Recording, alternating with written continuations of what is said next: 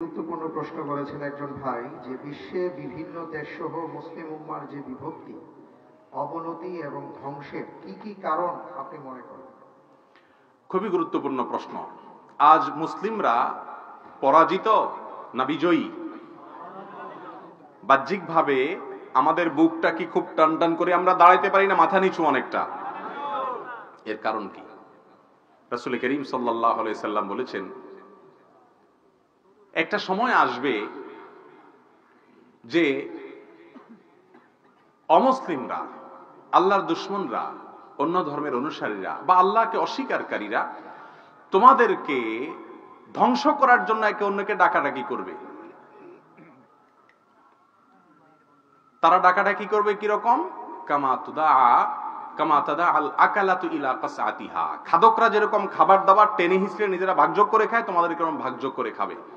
সাহাবা একরাম জিজ্ঞেস করেন, ইয়া রাসূলুল্লাহ, কারণ কি? আমাদের মুসলমানদের এই পরিণতি কেন হবে? আমাদের সংখ্যা কি কম হয়ে যাবে সেজন্য? নবীজি বলেছেন, না, বাল আনতুম ইয়াউমা ইযিন কাসীর ওয়ালাকিন্নাকুম গুসাউন কাগুসাইস সাইল।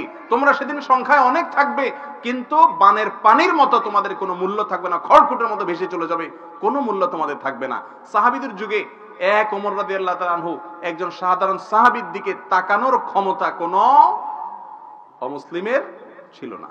আর এখন মুসলমান পরিচয় দিতেও অনেকটা কুণ্ঠাবোধ করতে হয় অনেক ক্ষেত্রে, ঠিক না বেঠিক? এই অবস্থা হবে যে নবীজি আগেই বলে গেছেন। কারণ কি? তিনি বলেছেন তার কারণ হলো তোমাদের ভেতরে ওয়াহান ঢুকবে। ওয়াহান।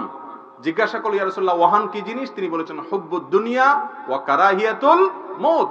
দুনিয়ার মোহ। আপনি দেখেন সমস্ত মুসলমান এখন, হুজুর বলেন, আলেম বলেন, সবাই পয়সা ছাড়া আর কিছু বুঝে না, ঠিক না বেঠিক? সবাই হাজী সাহেব, গাজী সাহেব, সব সাহেবের শুধু পয়সা চাই। দুনিয়া দুনিয়া দুনিয়া। দুনিয়ার মোহ যখন ভরে যাবে মুসলমানদের মধ্যে, আর মৃত্যু ভীতি এটা যখন অনেক বেশি হয়ে যায় মানুষের মধ্যে, তখন লাঞ্ছনা অবধারিত হয়ে যাবে। অতএব এটি একটি কারণ। আরেকটি কারণ হলো, শাখা কারণ হলো, কোরআন এবং হাদিসের ইলমের কোনো চর্চা নাই। আজ মুসলমান নামে ইসলাম সম্পর্কে কোনো ধারণা আমাদের মধ্যে নাই, তাওহীদ আমাদের মধ্যে নাই, রাসূল করিম সাল্লাল্লাহু আলাইহি সাল্লামের পদ্ধতির অনুসরণের গুরুত্ব আমাদের মধ্যে নাই। আমরা ঐক্যের গুরুত্ব বুঝি না। যদি বুঝতাম তাহলে এক অন্যের বিরুদ্ধে বিষোদ্গার করতাম না।